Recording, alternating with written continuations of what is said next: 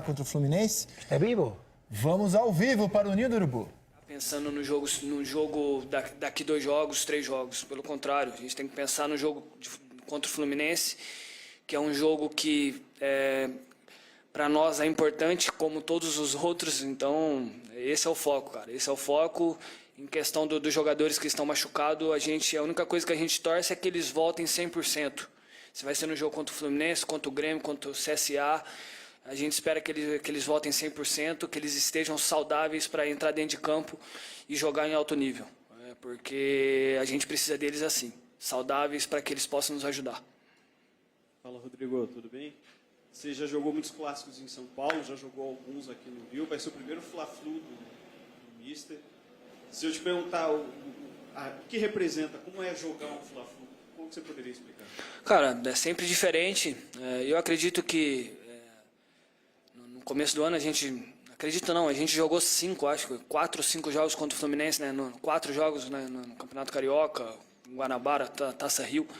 E foram um dos jogos que mais nós tivemos dificuldades, né?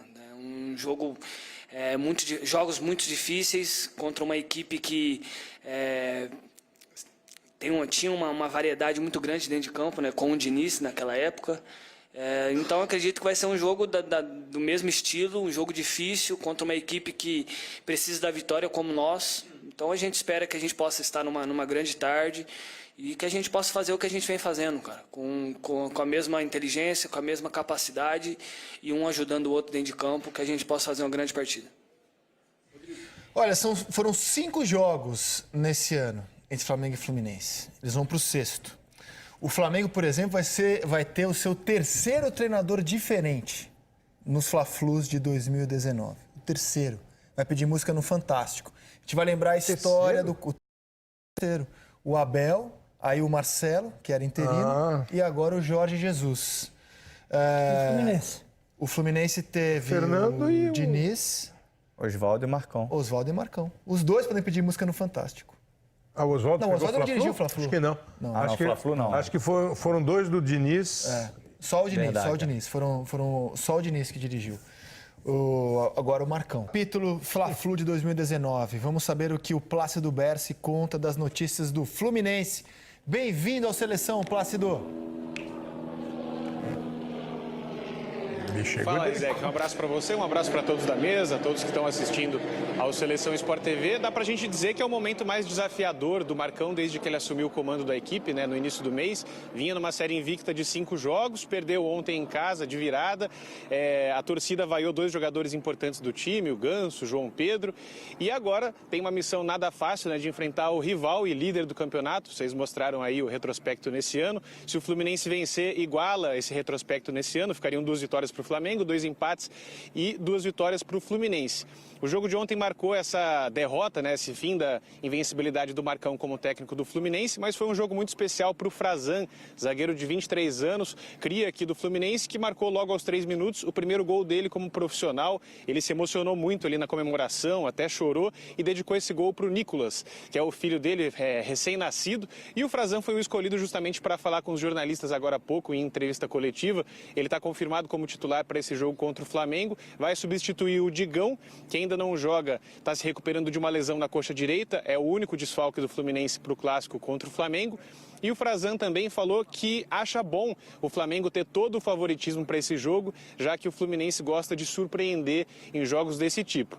Um outro tópico da coletiva que foi bem interessante foi o Frazan falando sobre o João Pedro. O João Pedro, que tem 17 anos, não marca gols há 9 rodadas, há 803 minutos com a camisa do Fluminense. E assim como o Frazan é cria aqui do clube, né, tem 17 anos. E ontem foi muito vaiado em alguns momentos quando pegava na bola, foi vaiado também quando deixou o campo e foi substituído. E o Frazan disse que já passou por esse tipo de situação no início da carreira dele, que conversou com o João Pedro e que esse tipo de situação só melhora, só se resolve com o trabalho e que o João Pedro vai trabalhar duro para isso. Então, o Fluminense começa a trabalhar daqui a pouco, já pensando no clássico contra o Flamengo, né? Os jogadores que entraram ontem em campo, hoje não vêm a campo. O treino está marcado para começar às 3h30, está 10 minutinhos atrasado. Encerrando aqui a entrada ao vivo, a gente já vai para lá acompanhar o treino e trazer o restante das informações do Fluminense ao longo da programação do Sport Sport TV. Abraço para você, Rizek. Outro para você, Plácido, obrigado. E agora a gente vai ao Ninho do Urubu com as informações do Flamengo com o Eric Faria. Bem-vindo, Eric. Grande Rizek, um abraço para você, um abraço para todo mundo que está ligado no Seleção. Diferentemente do que o Plácido falou no Fluminense, aqui o treinamento será 100% fechado. Acabou agora há pouco a entrevista coletiva do Rodrigo Caio e será essa entrevista o nosso único registro dessa atividade de sexta-feira aqui no Ninho do Urubu. Mas eu acho que o que o torcedor rubro-negro está mais preocupado é com os jogadores que estão lesionados, com a possível formação do time para esse jogo contra o Fluminense e também, evidentemente, com o jogo de quarta-feira. Então eu vou trazer algumas informações aqui importantes, informações que eu apurei. Obviamente, a questão médica é sempre muito delicada porque tem sempre a reação do jogador, a reação do corpo, como ele vai reagir nas próximas horas, nos próximos dias, aos treinamentos que serão prescritos para eles, enfim, tem alguns componentes assim importantes, mas o fato é que as notícias são boas para o torcedor do Flamengo. Então, assim, hoje eu poderia apostar que o Felipe Luiz terá todas as condições de jogar contra o Grêmio na próxima quarta-feira. Ele está praticamente recuperado e ainda tem mais alguns dias aí até a próxima quarta-feira. O Rafinha tem muita chance também de estar em campo. Inclusive o Flamengo está montando uma operação, está trazendo da Europa um capacete, né? A máscara é descartada, ele não vai jogar com máscara, mas um capacete tipo aquele que os goleiros usam, né? O Peter Cech, por exemplo, ele é o detentor talvez da marca ou da fabricação desse capacete que foi adaptado para o futebol. Ele foi inspirado no rugby e foi adaptado para o jogador de futebol com a frente um pouquinho mais estendida, né? Em relação ao rugby, o Flamengo está importando um capacete desse modelo para ver se o Rafinha consegue nos treinamentos se adaptar, mas eu acho que mesmo que ele não se adapte bem ao capacete, o Rafinha, eu diria hoje, tem 90% de chance também de estar em campo. Então, são dois problemas a menos, eu diria, para o Jorge Jesus na partida contra o Grêmio, que é a presença dos dois laterais, que são peças fundamentais nessa engrenagem rubro-negra. Para domingo, eu acho bem pouco provável que os dois estejam à disposição, até porque o Flamengo, eu imagino, não vai arriscar os dois voltando de lesão num jogo do Campeonato Brasileiro, tendo já a Libertadores na quarta-feira. A surpresa, isso para mim é muito impressionante, pode ficar por conta do aproveitamento do Arrascaeta na próxima quarta-feira. Não terá nem 20 dias completos da cirurgia que ele fez no joelho, mas sim, hoje existe a possibilidade de o Arrascaeta ficar à disposição do técnico Jorge Jesus para o jogo contra o Grêmio. Obviamente não seria para jogar 90 minutos, obviamente não seria para ele começar a partida, mas existe sim uma grande chance de o Arrascaeta estar no banco de reservas, assim como aconteceu na partida contra o Emelec. Eu acho que o pessoal vai lembrar que ele também tinha uma lesão, havia uma discussão se ele jogaria ou não jogaria. Eu trouxe a informação até de que ele ficaria à disposição do técnico Jorge Jesus, como de fato ficou.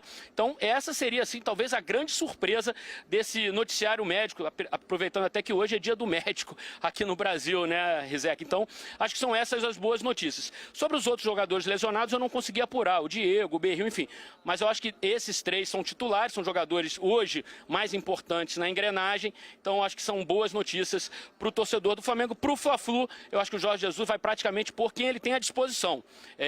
Não certamente com esses jogadores que estão voltando de lesão. Viu, Rizek? Um abraço para você. O outro, Eric, como o Flamengo, a gente pediu previsões, informações, o Flamengo optou por guardar sigilo, só se pronunciar por boletim médico sobre os jogadores. Então, como o Flamengo não fala sobre isso abertamente, só tendo um repórter fuçador para a gente ter as informações. Obrigado, Eric. Aquele abraço para você, meu velho. Até a próxima. Surpreendente mesmo, cara. Se o Arrascaeta aparecer em condição de jogo... Uma boa notícia. Aliás, três boas notícias. Sim, boas notícias, não notícias. Pois é. Otimismo é sempre Porque a importante, titubeia deixa mais dele torcida... foi menisco e ligamento, cara. Em menos de um mês o cara tá em campo. Vamos ver. Nós vamos para intervalo e no próximo bloco mais informações dos clubes brasileiros aqui no Seleção Sport TV. Fala, pessoal! Para você que não acredita que dá para ganhar dinheiro com a internet, eu tô aqui novamente para mostrar para você que dá sim para ganhar dinheiro sem você sair de casa. Olha quanto que eu já ganhei nesse mês. Tá vendo? E você que quer trabalhar no conforto da sua casa, tendo apenas um celular ou um notebook com conexão com a internet, clica no link que vai estar na descrição desse vídeo e aprenda também como ganhar dinheiro sem sair de casa.